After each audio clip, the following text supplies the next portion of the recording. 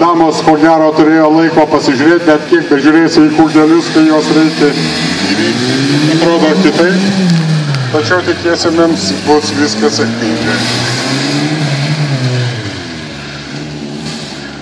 Taip, pirmieji kūdeliai. Damos net lenkia vyrų ekipažą.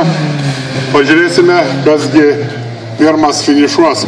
Tačiau tik tai jūs turbūt puikiai suprantate, gerbiami žiūrovai, kad čia yra viena būtent iš 36 sudėdamųjų ralio dalių.